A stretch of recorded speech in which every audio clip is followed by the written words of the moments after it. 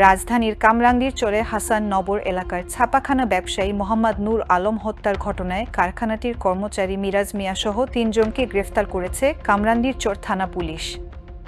গ্রেফতাররা হলেন মিরাজের বন্ধু মোহাম্মদ শিপন ওরফে সম্রাট ও মোহাম্মদ রিফাত।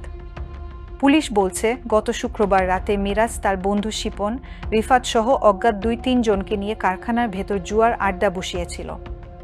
ভোর রাতে কারখানার মালিক নূর আলম তাদের জুয়া খেলায় বাধা দিলে ক্ষিপ্ত হয়ে নূরকে হত্যা করা হয়।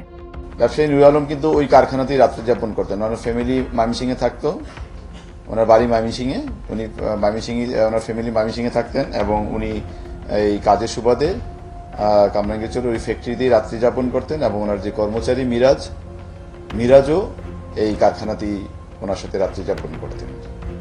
তো বৃহস্পতিবার দিবাগত রাতে তো মিরাজ তার বন্ধুদেরকে ওখানে রাত্রে আমন্ত্রণ জানায় আড্ডা দেওয়ার জন্য এবং বন্ধুরা তার ডাকে সাড়া দিয়ে ৩ জন বন্ধু, একজন শিপন, রিফাত এবং জিহাদ, এই ৩ জন বন্ধু এবং পরিচিত, তারা পুরো পরিচিত, তারা এখানে আসে। তো নূর আলম যখন রাত্রে ঘুমিয়ে পড়েন তখন এই ৪ জন পাশের বেডে তারা আড্ডা দিচ্ছিলেন এবং তারা তাস খেলছিলেন।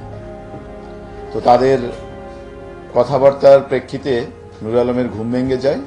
ঘুম ভেঙে যাওয়ার পরে নূর আলম জিজ্ঞেস করেন যে তার কর্মচারীকে, তোমরা কারা এবং তোমরা এখানে আড্ডা দিচ্ছ, তাস খেলছো কেন?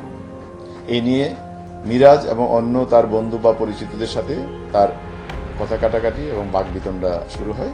এক পর্যায়ে মিরাজের যে বন্ধুদের একজন জিহাদ আবার এখানে সম্পর্কে যে শিপন আছে, একজন শিপনের শ্যালক, তো জিহাদ পাশে থাকা একটি হাতুড়ি দিয়ে নূর আলমের মাথায় আঘাত করে। নূর আলম ওখানে লুটিয়ে পড়েন।